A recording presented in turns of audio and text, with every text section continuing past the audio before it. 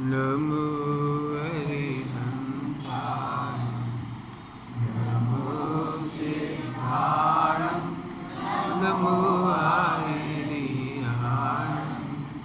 नमो वज्राय नमो सर्वसाहु।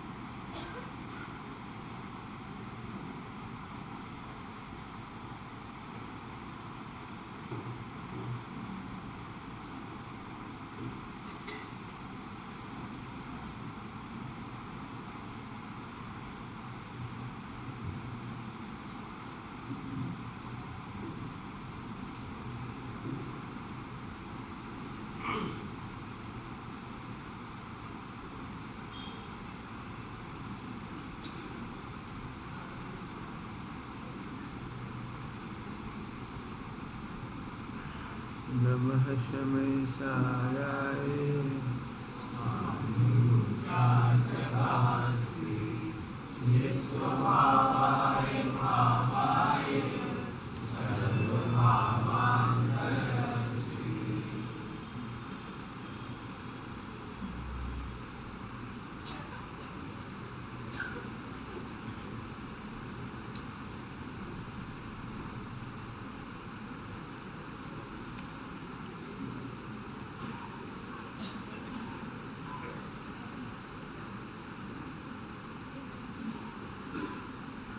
वस्तु व्यवस्था नाम की रचना है। इसका छठा छंद की चर्चा अपन करेंगे। छठे सातवें छंद को दो देखेंगे। जब निज आत्म गुणों की भी तो स्वयं अवस्थाएं होती, करते तुम नाना विकल्प किंचित नहीं तदनुसार होती, फिर भी दृष्टि नहीं बदलते पर अनुकूल चाहते हो, इच्छाओं का जाल बिछाकर स्वयं दुखी तुम होते हो। बहुत सरल है। जब निज आत्मगुणों की भी तो स्वयं अवस्थाएं होती, पर की बात नहीं कर रहे। कल आपको याद होगा चलते चलते दोपहर में अपन ने कहा था क्षेम की चिंता, सम्यक दर्शन की चिंता, पर अपने गुणों की पर्याय भी ध्यान से सुनना। मिथ्यात्व ये नहीं है कि हमें सम्यक दर्शन नहीं हो रहा है, मिथ्यात्व ये है कि हमें व्यवस्थित दुनिया नहीं समझ में आ रही। जल्दी कह गए हमें सम्यक तो नहीं हो रहा, ये टेंशन का विषय नहीं है। हमारा टेंशन का विषय है कि हमें व्यवस्थित दुनिया है ये समझ में नहीं आ रहा। स्वाध्याय करके जानकारी मत इकट्ठी करो। गुणस्थान की जानकारी, मार्गण स्थान की जानकारी, 4 अनुयोग की जानकारी, ये इकट्ठी मत करो। केवल 4 अनुयोग पढ़कर ये समझो कि दुनिया व्यवस्थित है। 3 लोक 3 काल कैसा है? व्यवस्थित है। सबसे बड़ी समस्या है हमें वो व्यवस्थित नहीं लग रहा है। क्या बताएं पंडित जी, हमारे घर की सारी व्यवस्था बिगड़ी हुई है। पंडित साहब के पास ऐसे लोग बहुत आते ही थे, हमारे पास भी आते थे, उनके पास आते थे, उनकी बात कह रहा हूँ। क्या बताएं, घर में कहीं दुनिया में कहीं सुख नहीं है। तो पंडित साहब बोले ये तो बिल्कुल सही बात है, दुनिया में कहीं सुख नहीं है, इसमें कोई अचंभा थोड़ी है। अचंभा तो यह है कि फिर भी तुम वहीं घुस रहे। इसमें बिल्कुल अचंभा नहीं है, तुम्हारा जो स्वानुभूत्य है एकदम सही है। घर में कहीं सार नहीं है, घर में कहीं सुख नहीं है, बिल्कुल सही है ये बात। पंडित साहब के पास तो सुनाते ही लोग अपने अपने, कोई सुनत नहीं है, आजकल सब स्वतंत्र हैं, आजकल की बहुएं बिटियाँ स्वतंत्र हैं, आजकल के मोड़ा मोड़ी स्वतंत्र हैं, कोई सुनत नहीं है, क्या बताएं, अपन तो कर करके मर जाएं। तो पंडित साहब बोले कि कोई नहीं सुनत है तो तुम भी मत सुनो कोई की। तुमसे कौन ने कहा, जब तुम्हारी नहीं मानते तुमसे कौन ने कहा कि तुम करोड़ों की जायदाद उन्हें दे जाओ, मत दो, डिक्लेयर कर दो मैं सब मंदिर में दे जाऊंगा, अपने आप सुनने लगेंगे। उन्हें मालूम है कि मम्मी पापा कितने भी खराब हुए लेकिन अपनों पैसा मंदिर में दे के नहीं जे हैं, धर्मी धर्मात्मा को दे के नहीं जे हैं, दान दे के नहीं जे हैं, वे देंगे तो कहाँ जाओगे आप देंगे, बताओ कितनी खराब सास होगी, बताओ 1 क्विंटल सोना कौन दे के जाएगी। अब बहू बिल्कुल नहीं पूछती हो उसको, बिल्कुल भोजन तक नहीं देती हो, लेकिन कहाँ करे जी, कोई तुम्हारी नहीं सुन रहा, तुम भी कोई की क्यों सुनते हो। पंडित साहब बोले देखो सुनते तो कोई हमारी भी नहीं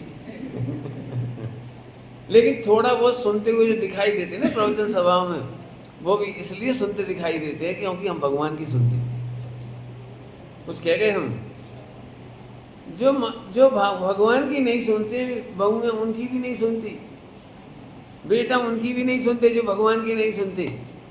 इस समय फिल्मों की कहानी सुना रहा होता, नाटक नौटंकी सुना रहा होता, तो आप में से कितने लोग आते बोलो, मालूम आता कोई?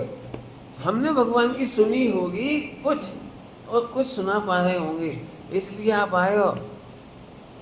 सुनो, तुम्हें भी यदि इच्छा है कि तुम्हारे मित्र तुम्हारी सुने, तुम्हारे माता पिता तुम्हारी सुने, तुम्हारी संतान तुम्हारे सुने, समझ में आया? तो ऐसी व्यवस्था करके चलो कि भगवान की सुनो और पढ़ो। जो भगवान की पढ़ते सुनते हैं उनकी कुछ सुनी जा सकती है। कुछ कह रहा हूँ, सर्वथा की गारंटी मैं नहीं दे रहा हूँ। क्यों? ये सब तो भगवान की भी नहीं सुनती। क्या कह रही? सब तो भगवान की भी नहीं सुनते। हाँ, तो आ जाओ। जगत की तो चिंता करो ही मत। समस्या काय की आ रही थी जिसमें से अपन बोल रहे थे, स्वाध्याय करके, फिर से बोल दे रहा हूँ, 8वीं 10वीं बार कह रहा हूँ ये बात कल से अभी तक में। स्वाध्याय जानकारी के लिए मत करो, पढ़ने के लिए मत करो, ये समझने के लिए करो व्यवस्थित है, व्यवस्थित है ये समझने के लिए करो। थोड़ा से स्थूल प्रवचन करूँ, थोड़ा सा स्थूल कहो तो इशारा केवल क्या छोड़ देता हूँ। मेरी पढ़ाने की शैली खराब है, इसलिए उस शैली पे मत ध्यान। पढ़ाने की शैली थोड़ा खराब प्रयोग करूँगा, जानबूझ के कह रहा हूँ ना, खराब करूँगा, इसलिए तुम समझ लेना उसे, अन्यथा नहीं लेना। समझो, मैंने ये देखा है हम शास्त्रों को इन्फॉर्मेटिव तरीके से पढ़ते हैं, इससे हमें कोई लाभ नहीं होता। शास्त्रों को प्रैक्टिकली पढ़ो। जैसे अब मैं बोलूँगा तो आपको समझ में नहीं आएगी बात, लेकिन बोलूँगा। जैसे हम बच्चों से हमेशा कहते हैं, ए झूठ नहीं बोलो, चोरी नहीं करो, 5 पाप मत करो, आदि आदि। लेकिन जिनवाणी में ये नहीं लिखा है कि 5 पाप नहीं करो। क्या कह रहे पंडित जी? जिनवाणी में नहीं लिखी जी 5 पाप मत करो, कसाय मत करो, कि नहीं लिखी? हमने खूब अच्छे से पढ़ी है। सब नहीं, अब गलती लग रही ना तो मेरी बात, क्यों? कसाय करना चाहिए कि नहीं करना चाहिए? जल्दी बोल जोर से। बिल्कुल, ये थोड़ी बहुत अब देखो हो गई ना गलती। जिनवाणी में ये लिखी है कसाएं घट के मिटती हैं, पाप घट के मिटते हैं। पाप मिटाने के रोकने के लिए नहीं गए, इस भूमिका में 100% पाप नहीं रोके जा सकते। इसलिए मैं पढ़ाता हूँ, जो मैं अब मैं बोल रहा हूँ, मैं पढ़ाता हूँ कि क्रोध करना सीखो। क्या कह रहे? पेरेंटिंग समझते हो? पेरेंटिंग, अपने बच्चों को कसाय करना सिखाओ। जब उल्टी उल्टी लग रही होगी ना, मैंने पहले कहा था आपको उल्टी उल्टी लग रही होगी, मेरी बात सीधी नहीं लग रही होगी। मैं गलत बोल रहा हूँ कि सही बोल रहा हूँ? कौन? अरे बोलो जोर से, गलत बोल रहे हैं ना? अरे तो फिर तो काबू लगाए, यही बोलो गलत लग रहा है। बोलो भाई गलत लग रहा है कि सही लग रहा है? मैं फिर कह रहा हूँ, मैंने फार्मूला बताया है जिन वाणी में कसायों को घटाने की 4 स्टेप है। फुल स्टॉप लगाने की बात नहीं कही है उन्होंने घटा के मिटाने की बात कही है। अनंतानुबंधी, अप्रत्यख्यान, प्रत्यख्यान, संयोजन, ये क्या है मतलब? आपकी भूमिका में इस बच्चे को ये सिखाने की जरूरत है कि बेटी अनंतानुबंधी क्रोध नहीं करना, अनंतानुबंधी मान नहीं करना, इसे क्रोध करना सिखाओ। मम्मी तो ऐसे बोले दांत काट के मुंह मसड़ दे, दांत मिटा दे तो भाई थूतरो। पुराने जमाने में कहते, आज का थूतरो थोड़ी बोलते है। अरे भाई बताओ, कौन सास ऐसी होगी जो एक्सपेक्ट करती है कि मेरी बहू आके गुस्सा करेगी और मैं उससे कहूँ बेटा इतना इतना क्रोध अलाउड है? कोई भाई, इसीलिए झगड़ा हो रहा है। मैं एक बात कहता हूँ, जब भी कोई सास मेरे से कहती, झूठ बोल रहा हूँ, नहीं कहती कोई मेरे से, क्योंकि मिलने का मौका ही नहीं मिलता लेकिन मैं फिर भी कह रहा हूँ कहती है। जब भी कोई सास कहती है हमारी बहू बहुत ख़राब है, तो हम कहते तुम्हारी बहू बहुत अच्छी है, बिल्कुल ख़राब नहीं है। तो बोले पंडित तुम भी वही को पक्ष लोगे? हमने पक्ष नहीं ले रहे। तुम ये बताओ, तुमने अच्छी बहू ढूंढ के लाई थी कि खराब? क्या अच्छी लाई थी ढूंढ के, तो तुम पहले से जांच पड़ताल करके, तो तुमने जांच पड़ताल करी थी कि भाई संयोजन कसाय तो नहीं है? नहीं तुमने चेक करी थी कि वहां में संयोजन कसाय है कि नहीं? तो यथाख्यात वाली होती वो। तुम तो जानबूझ के अनंतानुबंधी वाली ढूंढ के लाए। इसको थोड़ा समझ में बता, तुम्हारी बहू कौन से गुणस्थान वाली है? पहले की है तो अनंतानुबंधी वाली है, तो अनंत क्रोध करेगी, अनंत मान करेगी, अनंत माया करेगी, अनंत लोभ करेगी। झूठी बात है तुम अच्छी ढूंढ के लाई, तुम तो सुंदर ढूंढ के लाई, पैसा वाली ढूंढ के लाई। तुम्हें लाना हो तो यथाख्यात 4 वाली बहू लाओ। बात तो चौथे काल में भी नहीं मिला तो भाई ये झगड़ा बंद करो। आप पहले मान के चलो कि पहले गुणस्थान वाली आएगी तो कितनी क्या क्या करेगी, अब आप सुख से रह पाओगे। आपकी अपेक्षाएं, मैं फिर कह रहा हूँ, आपकी अपेक्षाएं एक दूसरे से ये है कि वे बिल्कुल भी पाप नहीं करेंगे। देखो तो उनकी मोड़ा को ब्याह गार्डन में बहु घास पे, बताओ घास पे हुंदरा रही थी मोड़िए और बहुएं सुनना हुंदरा रही थी। ठीक है, ये पुरानी भाषा है लेकिन हम आपसे पूछ रहे, उनका लड़का कौन से गुणस्थान में था? 5वें गुणस्थान में तो था नहीं। वो कौन सा त्याग प्रतिमा? सचित त्याग प्रतिमा। और सचित त्याग प्रतिमा वाला तो था नहीं, तो घास पे क्यों नहीं चल जाएगा वो? ओ तो तुम सोई शेरस दे रहे तुम भी पक्ष ले रहे घास पे ब्याह को। अरे मैं घास के ब्याह का पक्ष में नहीं ले रहा हूँ, मैं कह रहा हूँ जिस गुणस्थान में है वहां वो होगा। तीर्थंकर भी पंचम गुणस्थान इसलिए नहीं लेती। यदि युद्ध करने जाना पड़ेगा तो उनकी सेना घास पे चलेगी, उनके रथ घास पे दौड़ेंगी, उनके घोड़ा घास पे दौड़ेंगी। लैट्रिन करने के लिए पूरी सेना जंगल में जाएगी, वहाँ मट्टी में जी मरेंगी, वहाँ हिंसा होगी, सारे महल बनेंगे, मकान बनेंगे, तो हिंसा होगी। इसलिए उनकी प्रतिमा नहीं होती। वे अनंतानुबंधी वाले होते, अभाव वाले होते हैं, अप्रत्यख्यान के अभाव वाले नहीं कहेगा। इसीलिए बाकी अच्छा जीवन हो तो मैं मना नहीं कर रहा हूँ, अच्छा जीवन हो सकता है, लेकिन उनको इसीलिए एक कसाय चौकड़ी का अभाव कहा है तीर्थंकरों के, 24 तीर्थंकरों के जीवन में। अब आप बताओ, खूब शांति से सोचो। मैं इसलिए बात कह रहा हूँ, बे बेटा बहू फिर मंदिर आने से कतराते, कहा कि जो कोई मंदिर में आई वो बैठ नहीं पाई, ये युंदरा रही थी। हमने अपनी आंखों से देखो, हमने आंखें बंद कर ली, हम कहते तुम गई कहाँ? आप समझ में आ रहे हैं? उल्टा लग रहा हुआ थोड़ी देर के लिए पार्ट। ऐसे मेरे कसाय का मैनेजमेंट की चर्चा है। आप सोचते हो बच्चों में बिल्कुल भाव नहीं बिगड़ेंगे। अब मैं उधर आ रहा हूँ, हास्य, रति, अरति, शोक, भय, जुगुप्सा, स्त्रीवेद, पुरुष वेद, नपुंसक वेद। तुम क्या समझ रहे हो? लल्ली गुड़िया है कि लल्ला लल्लू है? अरे 12-14 साल का हो गया तो उसे योग्य भाव आएंगे। अब तुम्हें ये सिखाने की जरूरत है उस उम्र में 12-14 में कि अनंतानुबंधी वेद से बचो। अनंतानुबंधी क्या होता है, अब सबको जिज्ञासा हो रही हो, जो नए लोग होंगे उन्हें बिल्कुल समझ। एक काम जल्दी से करो, पीछे से पुरुष वर्ग ने जगह दी कि नहीं पर्याप्त निकलने की, लेकिन महिलाओं को जरा। क्रोध मान माया लोभ। मिथ्यात्व मैनेजमेंट का प्रवचन सुनो। क्या मिथ्यात्व का भी मैनेजमेंट होता है? कि हाँ होता है। मिथ्यात्व का मैनेजमेंट ये होता है, हाँ सदा सुखदास जी ने लिखा है रत्नगढ़ साहब का आचार्य जी में, मिथ्या दृष्टि केहू मंदिरों पर कमेंट्स ना करे, आक्रमण ना करे, मिथ्या दृष्टियों के शास्त्रों को नहीं जलाए मिटाए, तोड़े फोड़े, विरोध नहीं करे, अन्य धर्म के देवी देवताओं का के बारे में कुछ ना बोले। कुछ समझ गए सभी लोग? हम कई बार ग्रहित मिथ्यात्व का निषेध करने के नाम पर बच्चों के बीच में पढ़ा देते हैं, हाथी की सूंड, ये नहीं पढ़ाना है हमको। 10-10 हाथ है, जीभ लंबी लंबी जीभ, हथियार, ये हम नहीं पढ़ा सकते, क्योंकि भोले भाले बच्चे गांव में स्कूल में जाएंगे और जाते से कहेंगे तो मेरी अम्मा की दादी की दादी काली माता ऐसी हैं और वे ऐसे मुंडी लाए घूम रही और खून को कटोरा लाए बैठी, ये हम लोग नहीं सिखाना बच्चों को। ये मिथ्यात्व मैनेजमेंट है। आप केवल अनंतानुबंधी क्या होती है उसे समझ लो, सभी लोग समझना। मिथ्यात्व क्रोध मान माया लोभ, हास रति अरति शोक भय जुगुप्सा स्त्री भेद पुरुष भेद नपुंसक भेद, ये कितने हो गए टोटल? 14। ये 14 कसाय का मैनेजमेंट है जिनवाणी में। मैंने सदा सुखदास जी का नाम लिया अभी हाल आपको। जिनवाणी में चरणान योग में मैनेजमेंट की चर्चा है।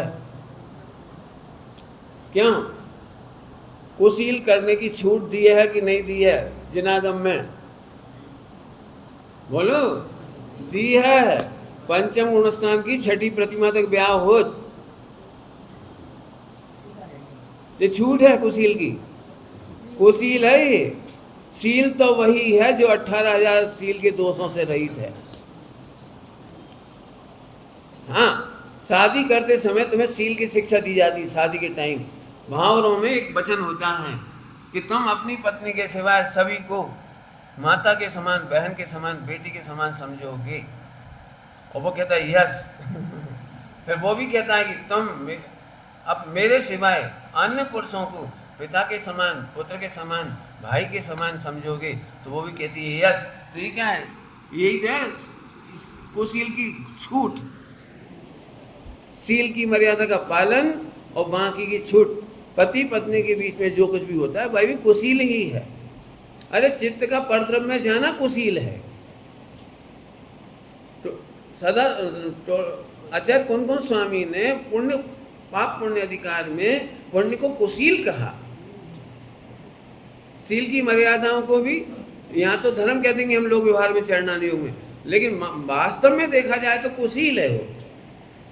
हम फिर से कहना चाह रहे, हम एकदम रोकते हैं तो बच्चे आपसे झूठ बोलते हैं, बच्चे मायाचारी करते हैं, बच्चे कपट करते हैं और हमारे जीवन में छिप करके पाप शुरू होते हैं। बच्चे छिप करके आइसक्रीम खाना सीख जाते हैं। वो छोटा सा पाप नहीं सीखा, वो छिप करके फिर बहुत सारे पाप करना सीखता है। आप अपने जीवन में झांक के देखो छिप करके कितने पाप हुए होंगे। और हम मम्मी पापा के सामने खुश कर देते हैं उन्हें। मम्मी कहती है हमारा लाडला। फिर बाद में घटनाएं घटती है कि जब बच्चा बच्ची परदेश में पढ़ने जाते हैं और इंटरकास्ट मैरिज हो जाती है। कोई लड़की अचानक ही शादी कैसे कर लेती है, इंटरकास्ट कैसे कर लेती है, हम क्या इन कास्ट भी करे तो अचानक कैसे कर लेती है। इसका मतलब तो कितने भोंदू थे कि तुम लड़की का 12 साल से लेकर 24 साल तक के 10 साल में या 12 साल में तुम उसका चेहरा नहीं पहचान पाए, तुम अपने बच्चे को नहीं पहचान पाए कि उसके बदलते भावों का अर्थ क्या है, उसके श्रृंगार का अर्थ क्या है, उसके कपड़े का अर्थ क्या है, उसके गाने का अर्थ क्या है, उसके सोने का ढंग क्या है, ये आप समझ नहीं पाए। इसलिए मैंने कहा है मैनेजमेंट, कसाय मैनेजमेंट की बहुत सख्त जरूरत है।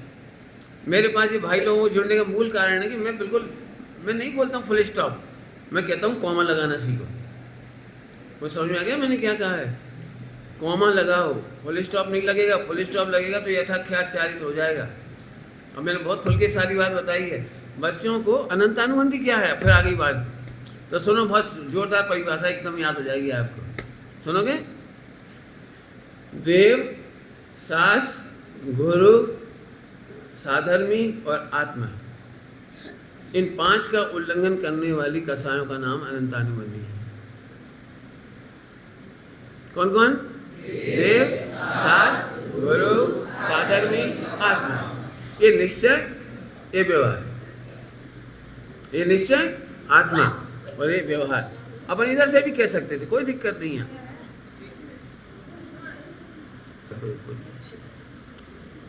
चलिए चलिए, बिल्कुल अपने आप चलिए, बिल्कुल। कौन कौन? देव, शास्त्र, गुरु। सच कह रहे, इतना सीख जाओ, आपकी 14 कसाएं कंट्रोल हो जाएंगी। 14 कसाएं। आपको भाव तो आएंगे, लेकिन देश शास्त्र के खिलाफ भाव नहीं आने चाहिए। क्रोध तो आएगा, कौन कहता है मंदिर में क्रोध नहीं आता? लेकिन ऐसा क्रोध नहीं आया जैसे देश शास्त्र की प्रतिष्ठा चली जाए,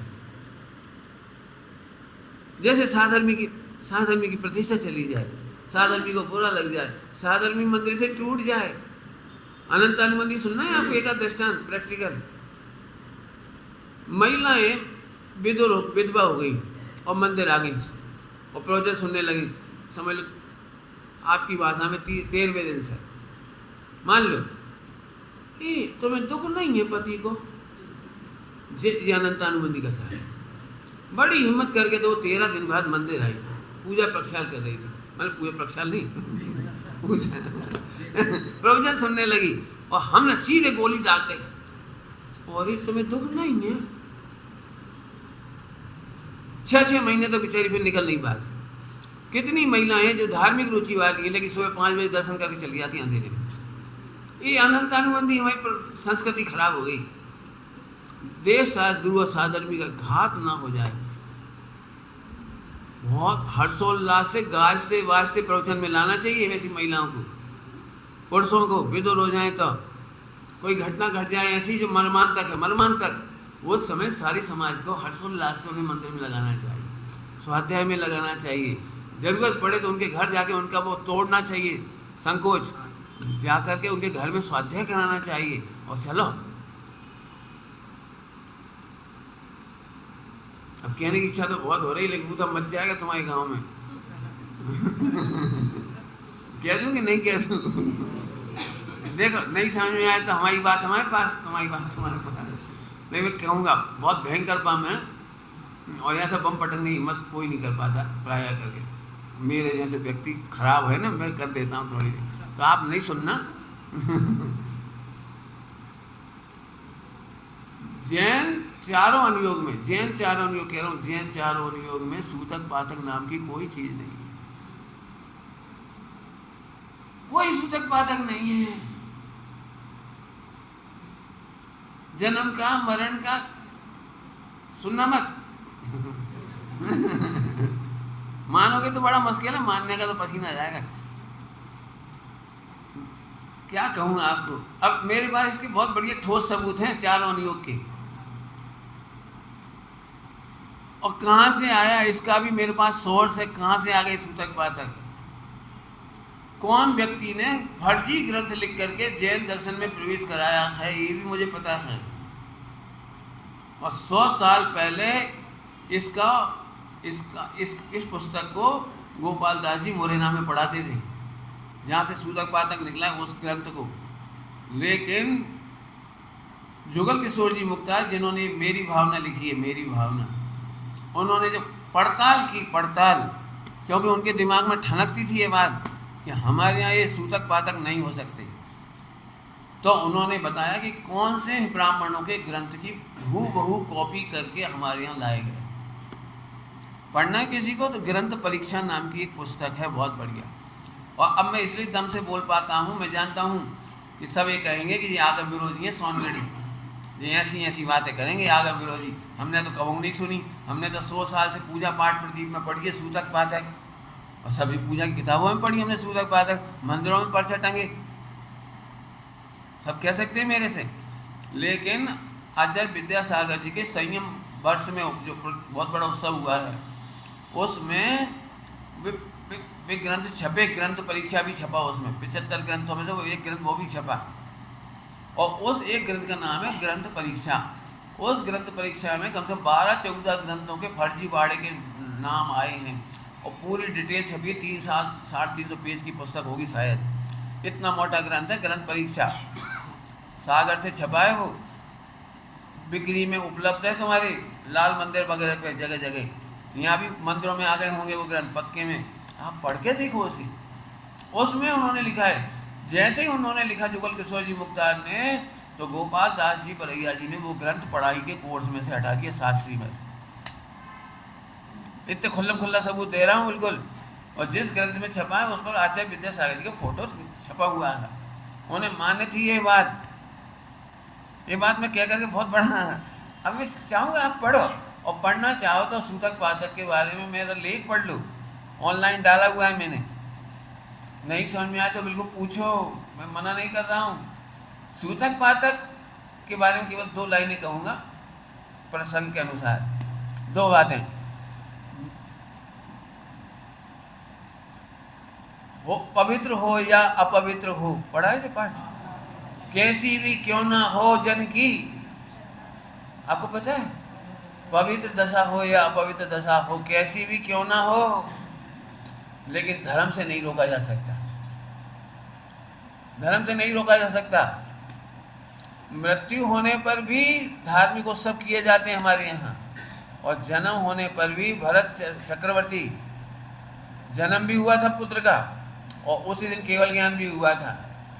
आपने पढ़ा होगा सबने, केवल ज्ञान महोत्सव मनाने के लिए गए, सामग्री लेकर गए, अष्टद्रव्य पूजा किया है, मंदिरों में प्रक्षाल अभिषेक का उत्सव किया है, पढ़ के देखो आप। एक लाइन क्लियर हुई कि जैन शासन कभी भी आत्मकल्याण का समय आत्मकल्याण से नहीं रोकता, इस पॉइंट से सोचना। अब दूसरा सुनो, जो सूतक पातक तुम्हारे घरों में चल रहा है, उस सूतक पातक में मोबाइल चलाना अलाउ है, टेलीविजन पर सीरियल देखना अलाउ है, क्रिकेट खेलना अलाउ है, विकथा करना अलाउ है, जिस दिन गुजर जाते ना उसी दिन पूड़ी बनना अलाउ है। मैं तो देख के दंग रह गया, मेरे ग्रैंडफादर गुजरे और मम्मी ने तो नहीं बनाया भोजन, मतलब हमारे घर की महिलाएं नहीं बनाती, लेकिन हमारी जितनी और लोग आए थे रिश्तेदार, उन्होंने चूल्हा जला करके पूड़ी बनाई। उसी दिन पूड़ी बन सकती है, मिठाइयाँ बन सकती हैं, भोजन हो सकता है, भोजन करा सकते हैं, व्यापार कर सकते हैं 13 दिन, अब ब्रह्म का पालन कर सकते हैं। सेवन पालन तो क्या करेंगे मैंने सप्त व्यसन आदि पापों की तो है छूट, और मंदिर जाने से हो गया मना। जिस समय हमारे घर में आग लगी हो उसी समय कुआं पर जाने का निषेध, जिस समय घर में आग लगी उसी समय पानी का नल खोलने का निषेध, जिस समय हमारे परिणामों में संक्लेश है, शोक है, दुख है, उसी समय नमोकार मंत्र नहीं पढ़ेंगे। क्यों? उसी दिन मंदिर नहीं जाएंगे, उसी दिन शास्त्र नहीं सुनेंगे, छुएंगे तक नहीं। अब आप समझ गए, ये जैन दर्शन के अनुकूल नहीं हो सकती ये चीज। सूतक पातक होने तो चाहिए, मैं भी कहता हूँ, आई एम इन फेवर, सूतक पातक होने चाहिए। 13 दिन तक ब्रह्मचर्य, 13 दिन तक टीवी बंद, 13 दिन तक अखबार बंद, 13 दिन तक विकथा बंद, 13 दिन तक घर में विद्वानों को बुला के स्वाध्याय करो, प्रवचन करो, शास्त्र पढ़ो, सामायिक करो, माला फेरो, नीरस आहार करो। जब मरण हुआ तो बैराग्य लो ना, बैराग्य लो ना। मैं जिस दिन मरण हुआ उसी दिन मना बना के खिला, लड्डू तो खा, एक पुड़ी और ले लूं गरम गरम, एक पुड़ी और ले लूं। आज नीरस का दिन है कि सरस का? अब तो भाई तुम जानो, मैंने अपनी बात बता दी, मेरी गलत बात मेरे पास वापस आ जाएगी, चिंता नहीं करना। और आप समझ में आ जाए तो ठीक, नहीं तो लेख पढ़ना। मैं तो इसलिए कह रहा था अनंतानुबंधी इसका नाम है, थोड़ी बम ज़्यादा घातक था। कौन सा? अनंतानुबंधी बम है। जो लोग देश शास्त्र गुरु से दूर कर दें, साधर्मियों से दूर कर दें और अपनी शुद्धात्मा से दूर कर दें, उसका नाम है अनंतानुबंधी कसाय। टीवी से दूर करो ना, भोगों से दूर करो ना, पापों से दूर करो ना। बताओ, कोई कभी कोई ने आक्षेप लगाए, कहे 13 दिन नहीं भाई तुम आइसक्रीम खा रहे, ये तो मैंगो जूस पी रहे, 13 दिन तो भाई नहीं है, बाकी मनाही नहीं है। भक्ता में मत पढ़ लियो, छेड़ा ने छीलियो। क्या हो गया, प्रश्न आ गया? हाँ, अभी ज्यादा बखेड़ा नहीं करो। पवित्र का मतलब होता है नहाए धोए पवित्र कपड़े पहन के, नहाए धोए पवित्र कपड़े पहनकर, इसका ही नाम है पवित्र दशा। आवाज कम कर दी क्या? समझ में आ रहा कुछ? मैंने वो अब पवित्र नहीं है कि लैट्रिन के कपड़ा से आए हो जिनवाणी छूली, ये हम नहीं कह रहे। मरघट से आ गए और जिनवाणी छूली, ये हम नहीं कह रहे। मरघट से आए तो शुद्धि करो, स्नान करो। जो लोक व्यवहार का निंद काम है वे मत करो। लोक निंदा आचरण हम नहीं करवा रहे, लेकिन शास्त्र पढ़ सकते हो, सुन सकते हो। क्यों? बालक के आंसू माता के आंचल में नहीं पूछेंगे तो कहाँ पूछेंगे? बालक रोता है तो माँ के आंचल में आता है, श्रावक रोता है तो जिनवाणी माता के आंचल में जाता है। बताओ धैर्य कब आता है? सही बताओ ईमानदारी से। जिनवाणी पढ़ करके धैर्य आएगा कि वहां से आएगा? बताओ, लैपटॉप टीवी हो मोबाइल में से आएगा, इसमें से आएगा? पूछ लिया, अच्छा करा। कोई प्रश्न आ गया, समझ आ गया? मैंने शुद्ध अशुद्ध का मतलब वैसा अशुद्ध नहीं है। 3 दिन की अशुद्धि होती है, वो अशुद्धि है, अशुद्धि है। कोई वैसी कोई घातक बातें नहीं है।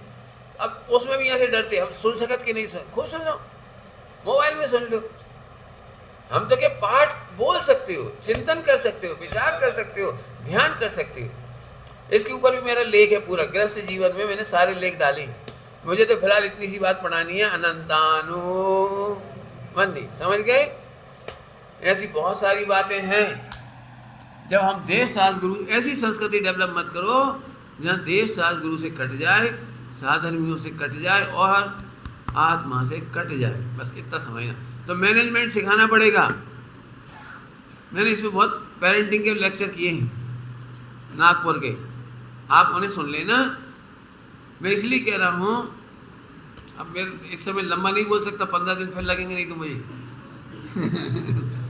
मैंने ये देखा है कि हमारी पेरेंटिंग में अनंतानुबंधी घुसी हुई है। हम जानते हैं कि हमारा बच्चा ईसाई स्कूल में जाके ऐसे करता है, वो जानते हैं कि वहाँ खिलाते हैं, पिलाते हैं, घुमाते हैं, दिखाते हैं, उल्टे सीधे काम होते हैं सब। लेकिन हमें एक ही बात का प्रलोभन रहता है कि मोड़ा पिछड़ ना जाए, पढ़ लिख के अंग्रेजी वालों हो जाए और अमेरिका चलो जाए। इतने के लिए हम इस बात के लिए एडजस्ट कर लेते हैं कि वो वहाँ कुछ भी सीखे, कुछ भी पढ़े, कुछ भी करे। और उसी का नतीजा है कि आज हमारी बच्चियाँ और बच्चे इंटरकास्ट चले जाते हैं, भाग जाते हैं। क्या फ़र्क पड़ता है जैन में? आदमी आदमी बराबर है, सबका ब्लड ग्रुप तो वही का वही है। ये संस्कृति तो आदमियों ने बनाई, समाज ने बनाई, दुनिया तो एक उल्टी बातें पढ़ाई कौन ने? मैं अच्छे से जानता हूँ कॉन्वेंट में गांधी जी का विरोध पढ़ाया जाता है। एक बात नहीं जानता हूँ मैं, बहुत सारी बातें जानता हूँ। मालूम ही नहीं पड़ता, बच्चों के जहर घुसता चला जाता है। मैं ऐसे खेल कूद जानता हूँ जो सील की मर्यादा के खिलाफ है, और बच्चों को खेलना सिखाते हैं, बच्चों को एक साथ बैठना सिखाते हैं, बच्चों को हक करना सिखाते हैं, बच्चों को हाथ मिलाना सिखाते हैं कॉन्वेंट स्कूल में। लेकिन हमें इस बात का डर है कि बच्चा पिछड़ नहीं जाए। हम कह रहे हैं बच्चा मोक्ष मार्ग में ना पिछड़ जाए। हमें तो ये सोचना चाहिए कि हमारा बच्चा मोक्ष मार्ग में ना पिछड़ जाए, वो उसकी हमें चिंता ही नहीं होती। ये है अनंतानुबंधी। आगे बात समझ में भैया, हमारी संस्कृति में बच्चों के पालन पोषण में जो गलती हो रही है वो मैंने पूरा बताया है। जैन पेरेंटिंग अलग चीज़ है। पंडित साहब को क्यों लिखना पड़ी वो जीवन पथ दर्शन, जिन्होंने नहीं लियो बिल्कुल ले लेना, पढ़ना। जीवन पथ दर्शन में पूरा मैनेजमेंट है, अनंतानुबंधी का अभाव, अप्रत्याख्यान के अभाव का मैनेजमेंट है। मैं अभी तुम्हारे घरों में जा ही नहीं पाता हूँ ईमानदारी से। क्यों नहीं जाता हूँ? कि वो जैन कल्चर के हिसाब से आपके घर नहीं बन रहे, आपके घर जैन कल्चर के हिसाब से नहीं बन रही। थोड़ा सा नमूना बता रहा हूँ, ये सीढ़ियाँ हैं ना, सीढ़ियाँ, वो आप उससे बनवाते हो, कौन कहलाता है? डेकोरेशन बोला, आर्किटेक्ट है। वो इतनी सुंदर फोटो दिखाता है, आप देखते से ही मुग्ध हो जाते हो। और सुंदर फोटो आने का तरीका ये होता है कि जहाँ आप पैर रखते हो वहाँ ब्लैक लगाओ और सफ़ेद को ऐसे लगाओ जहाँ पैर नहीं रखना। जहाँ पैर रखना वहाँ डार्क, लाल, काला, नीला, ग्रेनाइट, ठीक। तो वहाँ तो रखते हैं हम पैर, वहाँ हिंसा होती है, और सफ़ेद ऐसे। अब इसका फोटो बहुत अच्छा आया। तुम्हारा वो किचन प्लेटफॉर्म वो अनंतानुबंधी वाला है, वो काला है, लाल है, नीला है, ग्रेनाइट है, जीभ नहीं दिखती। बास बेसिन हमारे घर में अनंतानुबंधी है। हमारे घरों में बास बेसिन नहीं होना चाहिए किचन में। तीखा पानी हो, गर्म पानी हो, हमने उसमें डाल दिया। एक काम करो, एक आज जाना सभी लोग और पाइप खोलना जरा। पाइप में तुम जरा झटकार के देखना, अनंतानंत जीव, जाके खोल के देख लेना आज ही जरा पाइप को। और यहाँ हमारा गर्म पानी, ठंडा पानी, मिर्ची का पानी, मिर्ची के हाथ धो दिए सारी। ये क्या है? ये अविवेक की क्रियाएं सारी की सारी अनंतानुबंधी हैं। ये हमारी संस्कृति से दूर कर रही है। अब कहाँ तक बोलूँगा, अभी पूरा नहीं सिखाऊंगा मैं। आपके यहाँ हिंदुस्तान में मैंने कहीं नहीं पढ़ाया था, यहीं पढ़ाया था, चौका निर्देश, वहाँ अपने मंदिर में, बड़े मंदिर, कौन सा मंदिर कहला था, बाजार के मंदिर में, चौक में बैठ कर गर्मी के दिनों में सुन लेना उसे। मेरा मतलब है कि हमें पता ही नहीं लग रहा है, हमने अपना मकान बना लिया। तुमने अपना मकान ऐसा बनाया है, अभी मेरे से मत पूछो, छोड़ो, मैं नहीं सुपर। पंडित साहब की जीवन पथ दर्शन पढ़ना बस। आप बेगलतियां करोगे तो आपको वही तकलीफ होगी जो आज सब भुगत रहे। बच्चों का सुख नहीं मिल रहा, बहुओं का सुख नहीं मिल रहा है, बेटा बहू इधर उधर हो रहे हैं और तुम्हें कोई पूछ नहीं रहा, समाधियाँ खत्म हो रही घर में से। ये सारी पीड़ा इसलिए हो रही है क्योंकि हम दिन रात अनंतानुबंधी के कल्चर में जी रहे हैं। मैंने घटाने को कहा है, मैंने मिटाने को नहीं कहा है। आप बच्चे और बच्ची को सिखाओ, मैं सिखाता हूँ। मेरे 40 पेज की एक पुस्तक है छोटी सी, जिसमें मैंने ये लिखा है, परिवार चलाना है तो सीखना होगा। सास बहू पति पत्नी के बीच में सारे झगड़ों को मैंने क्लासीफाइड करके उनके समाधान लिखे हैं कि इस पर मैनेजमेंट इस तरह से हो सकता है। क्रोध व्यक्त नहीं करने दोगे तो भयंकर ज्वालामुखी फूटेगा। मेरे पास कोई इसलिए आसानी से रहता है कि उसे अपनी अभिव्यक्ति देने की स्वतंत्रता है। उसे बुरा भी लगता है तो बोल देता, भाई साहब बहुत बुरा लग रहा है, आज आपने मुझे डांट दिया। मैं कहता बिल्कुल कहो बेटे, भाई साहब आपके खाने पीने की पद्धति आज मुझे बिल्कुल पसंद नहीं है। हाँ बोलो बेटे, आज आपने प्रवचन में ऐसा बोला मुझे अच्छा नहीं लगा। बिल्कुल बोलो। क्यों? कि अंदर दंद आएगी ना तो डिप्रेशन होगा, घुट जाएगा जी, मोक्ष मार्गी नहीं रहेगा। ध्यान रखना, अंदर घुटने वाला कुंठित व्यक्ति मोक्ष मार्गी नहीं हो सकता। क्या बोला? आज की तारीख में सबसे बड़ी पीड़ा है, हमारे पास जानकारी बहुत है लेकिन घुटन नहीं मिट रही, कुंठा नहीं मिट रही। हम अपनी गलतियों को क्या कहलाते हैं तुम्हारी भाषा में आजकल, वो नहीं कर पाते। और अच्छा शब्द एक बढ़िया, मैंने कन्फेस हम अपनी तकलीफों को, बुराइयों को, कमियों को, गलतियों को कन्फेस नहीं कर पाते। यदि बेटा हिम्मत करके पूछ भी ले मम्मी से कोई ऐसी बात, चुप, ऐसे चुप तो करते लेकिन अंदर को धुआं कैसे निकलेगा? यहाँ खिड़की तो है नहीं दिमाग की, यहाँ खिड़की खोल दो धुआं निकल गया। आत्मा को कुंठा के धुआं बचाने से एक ही रास्ता है, मुख।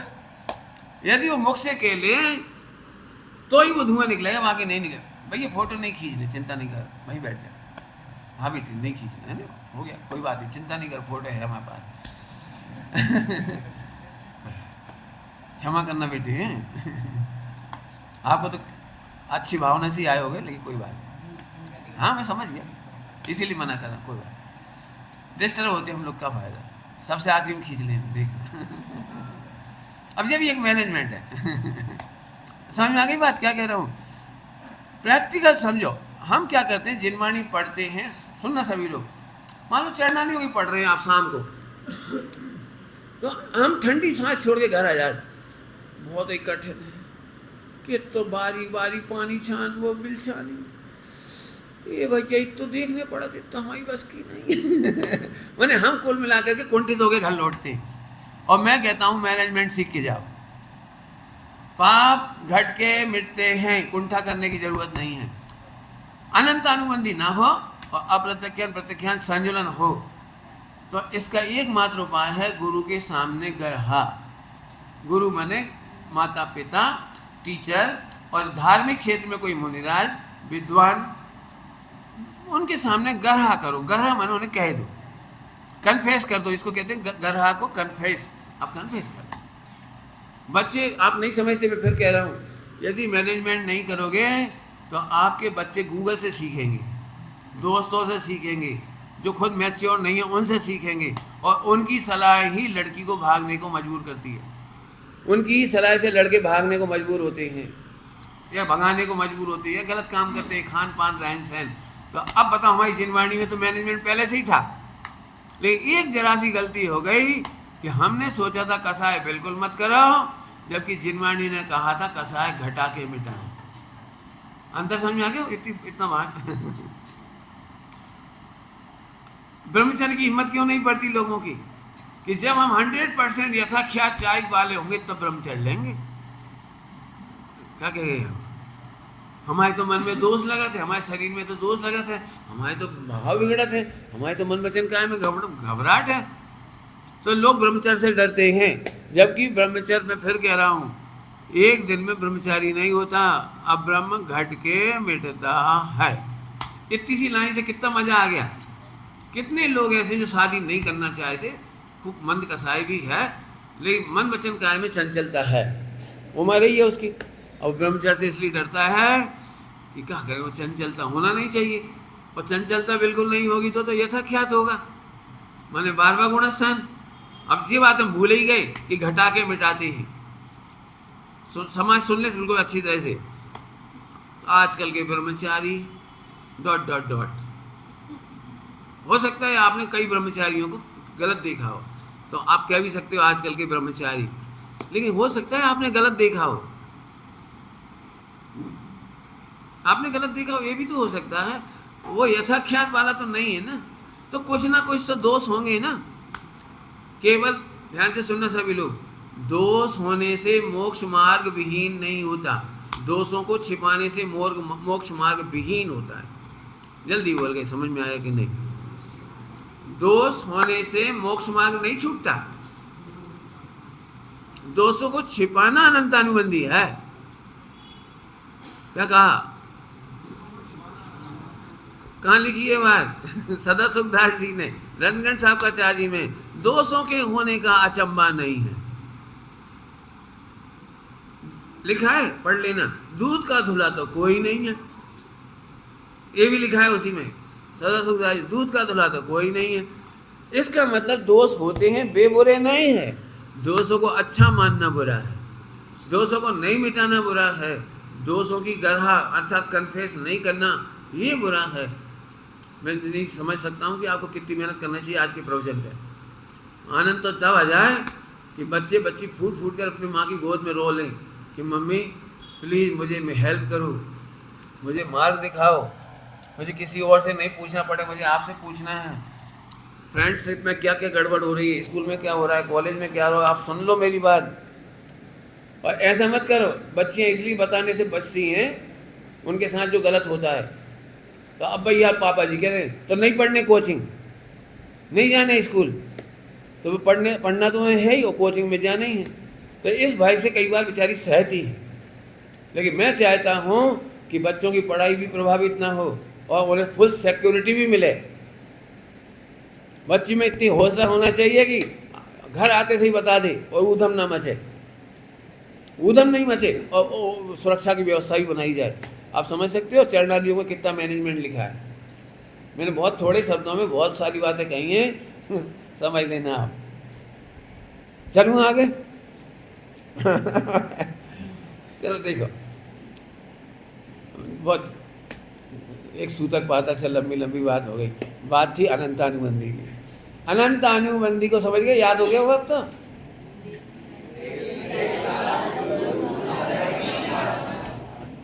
अभी मैं एक एक की बात तो नहीं बता सकता, साधर्मियों के साथ हम क्या क्या कर जाते हैं।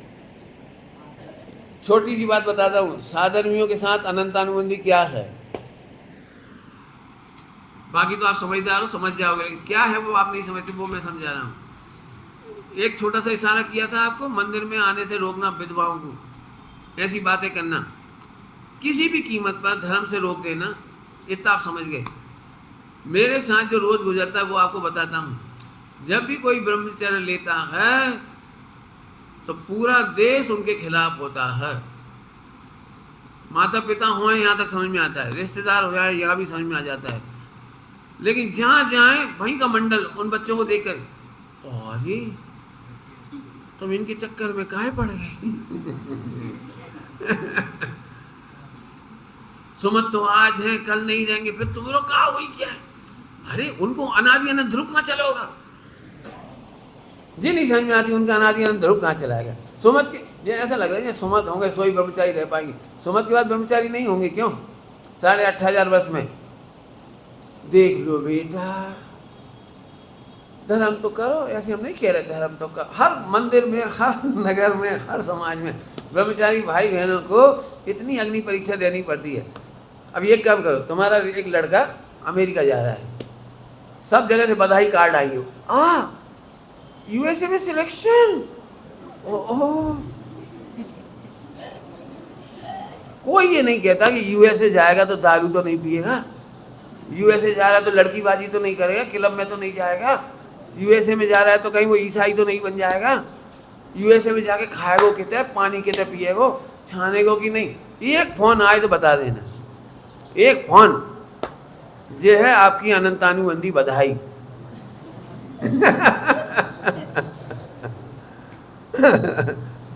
मैंने आप कल्पना नहीं कर सकते ब्रह्मचारी भाई बहनों को कितने लोग देख लो, परिणाम टिकत नहीं, समाज पूछत नहीं है, आजकल को जमानो खराब है। तो हम क्या, तुम तो समझा तो तुम ऐसे बोलो, देखो तुम्हें अनंतानुबंधी नहीं बोलने तो हम बता रहे कैसे बोलो।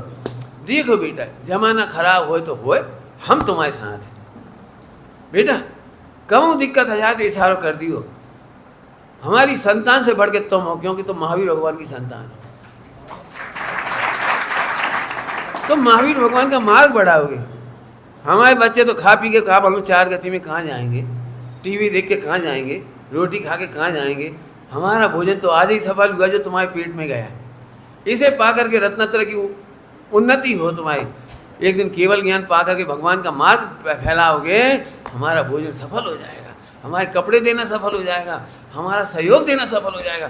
बेटा पढ़ो, दुनिया की बातों में मत आना। पंडित साहब ने लिखा है, बातों में जगेगी मैं ना आऊं, अब न धोखा खाऊंगा। ऐसे बोलो, बड़ो बेटा, डरियो नहीं, हताश मत होना, हम तुम्हारे साथ हैं। हम अपने करोड़ों रुपये जन कहाँ कहाँ लगा दिए, एक जमीन, 2 जमीन, एक मकान, दूसरा मकान, एक फैक्ट्री, दूसरी मकान, और बे खा गए 25 लाख, बे खा गए 10 लाख, बे खा गए 50 लाख, और मरते समय पूरा खा गए, छोड़ गए, बैंक में छोड़ गए।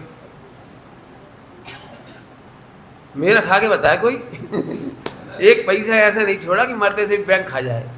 कितने ब्रह्मचारी हैं, बड़े बड़े फंड जमा करत गए, न खाए न खर्चे न दान दे, और बैंक खा गए, मर गए बस, नॉमिनी भी नहीं लिख पाए, मुकदमा लड़त रहो। अब हमने नहीं कहा है ऐसा, हमारी तो जागृत पूंजी है, डेड पूंजी नहीं, समझ गए? डेड पूंजी बैंक की, हमने डेड पूंजी नहीं रखी, हमारी ये जागृत पूंजी है।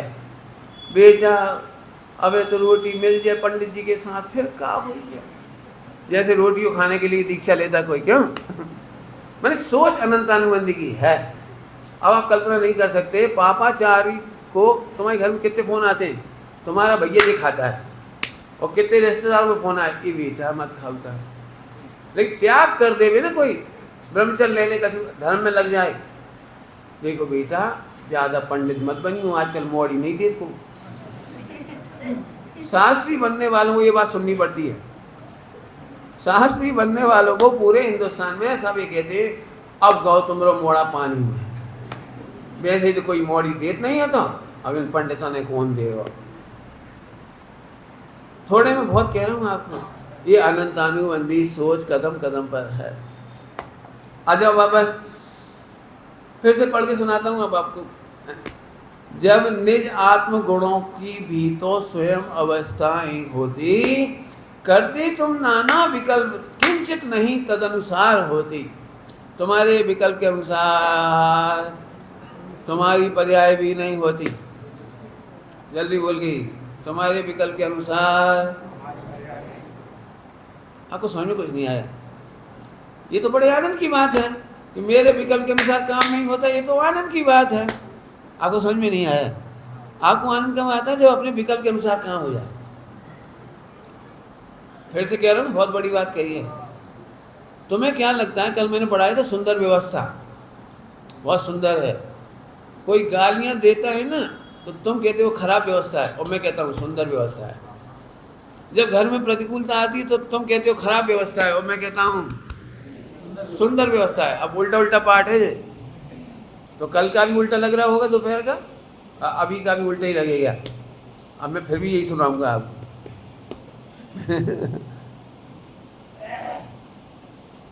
समझो जरा। अरे मेरे विकल्प के अनुसार काम नहीं होता, इससे तो हम निर्विकल्प होती। काम काम के अनुसार होता है, इससे तो हम निर्विकल्प होती हैं। यही तो सदुपयोग है, यही तो मोक्ष मार्ग है, ये तो सरल काम है। तुम्हारी आफत क्या है? तुम्हारी काम तुम्हारी इच्छा के अनुसार होता नहीं, और फिर भी पटे में। फटे का प्रवचन परसों किया था सुबह। आप सब क्यों परेशान हो, बता रहे सब? कोई हमारी इच्छा कोई आदर ही नहीं। हमारी इच्छा कोई आदर नहीं है। हमारी भी तो पर्सनैलिटी है, हमारी भी तो आखिर इज्जत है। तेरी इज्जत पता है? तेरी विकल्प की इज्जत में तेरी इज्जत घटती है, और तू विकल्प की इज्जत को अपनी इज्जत कहता है। जिस दिन आत्मा की इज्जत समझोगे, उस दिन पूज्य हो जाओगे, अनंत सिद्ध बन जाओगे, पंच परमेष्ठी बन जाओगे। इच्छा की, पंडित साहब ने क्या लिखा है सो सुना देता हूँ। इच्छा का जो दास वो सब जग का दास है। बताओ भगवान कैसे बनेगा ये? मैं फिर कह रहा हूँ, मेरी इच्छा के अनुसार सम्यक दर्शन नहीं होता। ये आनंद का विषय है। आपको समझ में आएगा नहीं? मुझे तो नाचने का मन कर रहा है। पल्ले नहीं पड़ रही होगी, खूब मेहनत लगाओ फिर से दिमाग में। क्या बोला मैंने? मेरी इच्छा के अनुसार सम्यक दर्शन नहीं होता, तो आज से इच्छा खत्म। सम्यक दर्शन को जब होना हो। 10 समय की योग्यता में जब होना हो। आहा, एक अंतिम विकल्प भी टूट गया। अब क्या कर रहे हो कि मात्र होते हुए विकल्पों का ज्ञाता, करते हुए विकल्पों का ज्ञाता नहीं। जल्दी बोल गए हम। तुम्हें क्या लगता है हताश क्यों हो जाती हो? पंडित जी हमने 1 घंटा बहुत ट्राई करी, सम्यक दर्शन हो जाए। 1 महीना तक हमने बहुत चीज़ें छोड़ी, बहुत करो, बहुत हम तो ऐसे हो गए, बिल्कुल ब्रह्मचर्य ले लो, कमरा में बंद हो गए, लुक गए। सम्यक दर्शन नहीं भाव, कहने कब हुई है। एक ही डर लग रहा हो, मरने से पहले हो जाए, जान निकल गई, नहीं भाव सम्यक तो क्या हुई है। अब ये है बहुत भयंकर परेशान, भयंकर। और हमारी लाइन फिर से सुन लो कि मेरी इच्छा के अनुसार, विकल्प के अनुसार काम मेरा भी नहीं होता। क्या लिखा था? पढ़ा था मैं, फिर सुनता हूँ। देखो कितना सुंदर लिखा है। जब निज आत्म गुणों की भी तो स्वयं अवस्था होती है। अवस्था माने पर्याय, अपनी गुणों की पर्याय भी अपने आप होती है। करते तुम नाना विकल्प, किंचित नहीं। पंडित 100% इच्छा पूरी नहीं हुई, 1% तो हो जाए।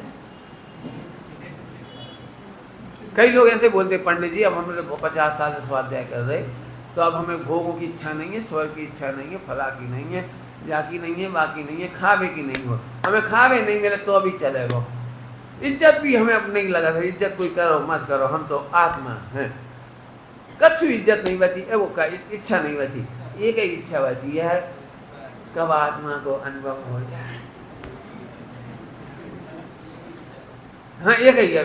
और ये कह रहा है किंचित, ये कह रहा है किंचित इच्छा पूरी नहीं होगी। अब बताओ क्या करें? बोलो आनंद करना है कि दुखी होना है इस लाइन में से? ये तो कह रहे हो ओ ये तो बहुत ही अच्छा हुआ। देखो बच्चों के लिए सरल कर, आप लोगों को तो नहीं समझ में आएगा, इन्हें आएगा। क्यों? तुम्हें अपने बालों को बड़े करने की चिंता होती कि नहीं होती? नहीं होती। और जो छोटे रह गए तो कहीं नाक बड़ा करने की इच्छा होती कि नहीं होती? और छोटी रह गई पिचक गई तो? और 32 दांत बड़े करने की और हाथ बड़े करने की और पूरे शरीर को बड़े करने की इच्छा होती कि नहीं होती? अब इसकी एक ही लाइन है, वे मेरी इच्छा के अनुसार नहीं परिणमते, वे अपनी अवस्थाएं स्वयं होती हैं। मतलब स्वयं का मतलब है ऑटोमेटिक। ये पूरा शरीर ऑटोमेटिक बढ़ता है, तो इच्छाएं करते हो कि इच्छाएं बंद होती हैं? विकल्प रुकते हैं कि विकल्प करते हो? ओहो, जब शरीर के मामले में निर्विकल्प हो सकते हैं क्योंकि वो स्वयं अवस्थाएं होती हैं, तो फिर आत्मा की अवस्थाएं भी स्वयं हो, तो हम आत्मा का विकल्प भी क्यों करें? क्यों करें?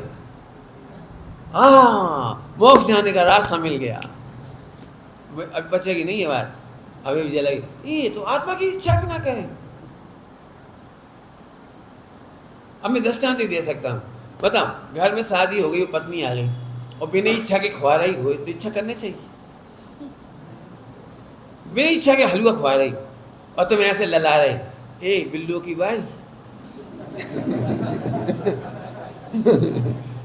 हलवा खाने तारा खींचला बना दे।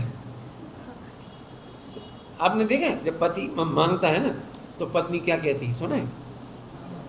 कैसी चटूरा हो, रोज खुआऊ तुम्हें बना बना के, फिर भी तुम्हारी लाल से नहीं मन, क्या करें तुम्हारी जीव को? नहीं होता ऐसा, नहीं कहते, नहीं कहते, मांग के देखिए। अरे जब बिना ही मांगे दे रही हो तो मांगे कौन? ऐसे ही बिना मांगे केवल ज्ञान होता हो, रत्नत्रय होते हो, बिना ही मांगे मोक्ष हो रहा हो, तो हम तो आत्मा की भी इच्छा, बाहर की इच्छाओं की तो कितना बढ़िया पाठ है, गजब गजब लिखा है, बहुत जबरदस्त है ना। अब घड़ी में टाइम तो होगा, बोलो छोड़ दूँ क्या करी? आज संडे की मंडे आए? मंडे तो छोड़ दे ना। चलिए एक पंक्ति और पढ़ता हूँ, बहुत अच्छी। इच्छा फिर भी दृष्टि नहीं बदलती, पर अनुकूल चाहते हो। इच्छाओं का अनुकूल चाहते हो, इधर भी और इधर भी, इधर भी उधर भी चाहते हो। इच्छाओं का जाल बिछाकर स्वयं दुखी तुम होते हो। इच्छाओं का जाल बिछाकर दुखी स्वयं तुम। जानबूझेगा आदि में जहाँ आप समझदार हो वो मैं नहीं सुनाऊंगा। वो इच्छाओं का जाल जो आपने बाहर बुन रखा है और फिर दुखी होते रहते हो, वो तो मैं नहीं सुनाऊंगा, मैं तो इधर का सुना रहा हूँ। सम्यक दर्शन की इच्छाओं से भी अपन जाल बुन लेते हैं। कौन सी जाल बुन लेते हैं? सुबह जल्दी उठेंगे, फिर ऐसे करेंगे, फिर मंदिर जाएंगे, फिर ऐसे करेंगे, फिर सांस पढ़ेंगे, फिर सत्संगति करेंगे, फिर व्रतोपवास करेंगे, फिर तीर्थ यात्रा करेंगे। अब अपन ने जाल बुन लो, उल्टो नहीं लई हो, करा तो शाबाश, हो जाए तो भली, बुराई कछु नहीं हमें, क्या हम खुद भाई मेरे, लेकिन जाल में नहीं फंसे। जाल में फंसने का मतलब समझती हो? जब जितनी स्कीम आपने बनाई सम्यक दर्शन की और वो पूरी नहीं हो पाती एक भी, तो क्या तकलीफ होती है वो सुना रहा हूं आपको प्रैक्टिकली। आपने देखा है डफर सिस्टम में आज तक कोई भी आदमी संतुष्ट होकर नहीं आया खा पी के।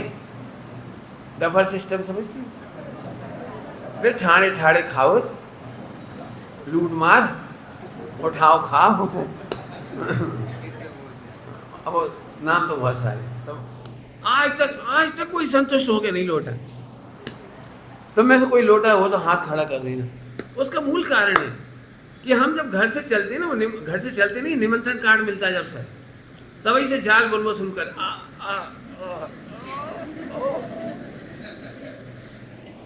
और जिस दिन सुबह जाना होता है, जिस दिन भोजन में जाना होता है, उस दिन सुबह से ही कपड़ा अच्छे पहन के जा रहे हैं, अब हम गए, जाल तो बहुत बड़ा बन गया था। अब एक आइटम भी नहीं खा पाए ना तो तुम दुखी होके लौटा। उनने तो 100 तरह की चटनी बना, दृष्टांत है, 100 तरह की मिठाइयाँ बनाई थी, 150 तरह के नमकीन बनाई थी, 50 तरह की पूड़ी बनाई थी, 20 तरह की रोटी बनाई थी, 50 तरह की सब्जी बनाई थी, बहुत कुछ बनाओ तो उनने, खमण भी हो, ढोकला भी हो, सब बनाए थे उन्होंने। अब इतने सारे तुम खा नहीं सकते, कहा हाथी तो अपन है नहीं। अब कोई ना कोई आइटम छूट ही जाएगा, छूट ही जाए, पक्की बात है, छूट जाए। व्यवस्था है नहीं खावे की, और संग ले जाओगी, व्यवस्था नहीं, खाने की शक्ति नहीं है।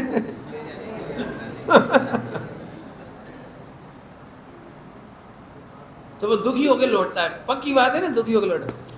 ऐसे ही जब हम धर्म की सेटिंग कर लेते हैं ना, भावुक होकर के, कि हम ऐसे कपड़े पहनेंगे, ऐसे खाएंगे, ऐसे पिएंगे, ऐसे करेंगे, अष्टमी को ऐसा करेंगे, चौदस को ऐसा करेंगे, फला को ऐसा करेंगे, और फिर तीर्थ यात्रा ऐसे। अब अपन ने खुद ही जाल बुन लिया, तो इसमें क्या होता है, जितना पल जाता है उसका आनंद नहीं आता, जो टूट जाता है उसका दुख होता है। वो डफर सिस्टम में जो खा लेते हैं उसका मजा नहीं आता, जो छूट जाता है। गलत कह रहा हूँ, बोलो, अरे बोलो। और ही रोजाना के ऐसे एक्टिंग होती है रोज। अरे हमने सोची थी आज में भूल ही गए थे, क्या करें, अब सब्जी बन गई, क्या करें, खाएं कि नहीं खाएं, खाएं कि नहीं खाएं, खाएं कि नहीं, हमें पहले से याद ही नहीं रही, क्या बताया, अष्टमी आज ही रविवार है तो नमक डाल दो, अरे यार नमक डाल दो, अब फेंकाते हैं तो 100 रुपया की चीज़ जाते हैं, खा लें से नियम टूटा थे, क्या करें, को है भी नहीं, खावे हारो पड़ोसी ये दे नहीं सकते।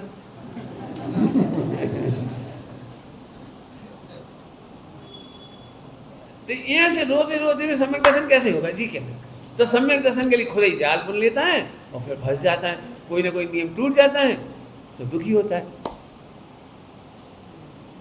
तो फिर क्या करें? फिर प्रश्न आ गया, सम्यक दर्शन के लिए कछु नहीं करें? अरे कछु काहे को, जो है भाई जानो बस। सम्यक दर्शन इतना सरल है, मैं आत्मा हूँ इतना जानो सम्यक दर्शन। ये तो मोड़ाई हो जाए 8 साल की हो, हाँ उसका हल्कन को, अच्छा वो तुम्हें हल्को हो, तुम बड़े भारी हो। 8 साल के बच्चे को ये खबर पड़ जाती है मैं आत्मा हूँ और सम्यक दृष्टि हो जाता है, क्योंकि उसके पास जाल नहीं है, उसके पास जाल नहीं है। जाल बनाने का जैसे डफर सिस्टम का दुख है ना, ऐसी समस्त मिथ्या दृष्टियों का दुख है। छोटा सा इशारा कर रहा हूँ सबके लिए, प्रैक्टिकल बात। लड़कियां शादी के बाद जाल बुन लेती हैं कि पति ऐसा करेगा, ऐसा करेगा, ऐसा करेगा, ऐसा करेगा, और जाल बनाने में मदद करती हैं फिल्में। गाड़ी में बैठ के स्टंट करेगा हमारा हस्बैंड, और ऐसे खिलाएगा, ऐसे पिलाएगा, ऐसे करेगा और ऐसे कहेगा। अब वो सारे डायलॉग पिक्चर में देखते हैं सब लड़का लड़की, और वे दोनों बना के आ गए। अब सच्ची घटना सुना रहा हूँ, बिल्कुल सच्ची घटना। एनिवर्सरी आई शादी की, उस जाल के अनुसार उसने मन में सोचा था कल तो पति उठते से सरप्राइज देगा, कोई गिफ्ट देगा, ऐसे करेगा, वैसे करेगा, फिल्मी स्टाइल में।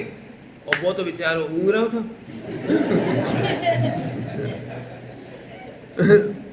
वहाँ के आँख में समंदर तो कछु नहीं था, कीचड़ जरूर था। वहाँ ने उठते से कछु कहीं नहीं, उठ के अपनी दांतों करते रहे, खुदना कर रहे। अब बस सोच रही अब केस है जी, अब केस है, अब केस है। क्या केस है? वो एनिवर्सरी शादी की। अब भुगड़ गई बेचारी, काम कर रही बेचारी भुगड़ गई। फिर पति कह रहा कछु बात हो गई क्या मम्मी से?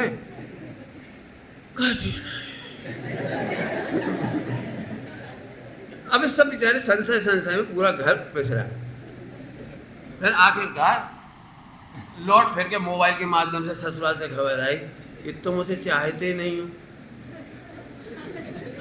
क्या कहो, हमने तो आज से 2 बातें नहीं कही कछु। फिर वो घुमा फिरा गया, आखिरी में रोते रोते बताई इस घर में हमें तुम क्या समझत हो, हम तो काम वाली बाई से भी गए बीते हैं, तुम्हें इतनी भी याद नहीं है कि आज हमारी तुमने सुबह उठ के मिस नहीं करा, फला नहीं करा, गुलाब को फूल नहीं दो। ये भगवान, गुलाब को फूल कितने तो लगे अपने बंगला में, नहीं तुमने दो तो नहीं। आप समझिए, छोटा सा इशारा। मैं अपनी बात कह रहा हूँ, तुम्हारी भी कह रहा हूँ। मैंने इन सबसे शिक्षा ली है, मैं कोई बातें नहीं मान रहा हूँ। मेरे पास कोई जाल नहीं है। पूछो मेरे भाई लोगों के पास, चले भाई साहब, चलो भाई साहब नहीं जा पाए मत जाओ भाई, सिविल में ऐसा हो रहा है, चेतन धाम में, कैंसिल कर। नहीं ठीक है तो चलो। राधोगढ़ अभी पूछ ले, ये कह ले चलो, अभी चलो, अभी कह ले ऐसे चले, ऐसे चले, वैसे चले, वैसे चलो, बस से चले, बस से चलो। क्या फर्क पड़ रहा है? इस शरीर का पंच परावर्तन पहले से न किया, हम काकू बाकी जाल में फंसे। हो जाए, नहीं हो मत हो, कोई जाल नहीं बुना। सम्य शिखर जी के मंदिर में अभी जो बन गया, मैंने नहीं बनाया। ना हमने पैसा इकट्ठे करे, ना वहाँ चंदा चिट्ठा करो, ना हमने वक्त का पत्रिका छपाई, और पंच कल्याण खोजे तुम्हें पता ही नहीं लगेगा। हमें हिंसा नहीं करने, 1000 पत्रिकाएं, एक पत्रिका कितनी ही छपत तो भाई कह 200 रुपये कितने की पड़ जाती, ये इतनी लंबी छोड़ी, और जाने कितने सारे अनंतानी बंदी वालों के नाम लिखो। भगवान को नाम तो एक ही जगह याद, बाकी सब खुश कर फिर भी वे नाराज। हम बड़े सेठिया थे, तुमने छोटे के नीचे कहा रखो। अब ढूंढत रहो ये छोटा बड़ो को है। एक एक पत्रिका छपाने में पसीना आ जाता है। समझ गए आप? हमने कुछ करा ही नहीं, न पंच कल्याण वैसा हो रहा, न इंद्र बनने, न फला होने, न पैसा इकट्ठे करवे को हिसाब, न हिसाब देवे को हिसाब, न चक्कर ही नहीं, चक्कर ही नहीं। 2 दिन में प्रतिष्ठा हो जाएगी, मंदिर की पंच कल्याण हो जाएगी, अपने आप ही हो जाएगी सर। मेरा मतलब ये है, हमने जाल नहीं बना। आपको पता है पंच कल्याण के बाद कितने दुखी हुए? उन्होंने पैसा खा गए, बोल के भी खा गए, राजा खा गए भी, एक भी खा गए। तुम खावे को याद रखो, फिर दाल रोटी खा रहे आराम से। हम क्यों याद रखें तुम्हारी गंदी बातें? जैसे अपना कल्याण करना है वो चुपचाप आ जाओ, चुपचाप कर जाओ, छुट्टी। दान पेटी नहीं रख रहे, अष्ट मंगल द्रव्य सोने चांदी की नहीं रख रहे, शत्रु का बंडल नहीं रख रहे, वेदी नहीं संभाल रहे। वेदी ऐसी हुई है कि तो फोटो खींचने की इच्छा ही ना हुए। मंदिर में कैमरा नहीं चलेगा। अब भले ही हमने अभी देख लिया, 2 बार बज गए मोबाइल, 3 बज गए, कितने बज गए, कितने फोन बजे आज? 2 तो हमें ये खबर, 2 बता रहे वहाँ से। अब बैठे इसलिए रहे कि हम निर्दयी हैं। हम प्रायश्चित करेंगे यार। भैया देखो, सही बात ये है, ये वो देव शास्त्र गुरु का उल्लंघन, घंटी का बजना अनंतानुबंधी का सार है।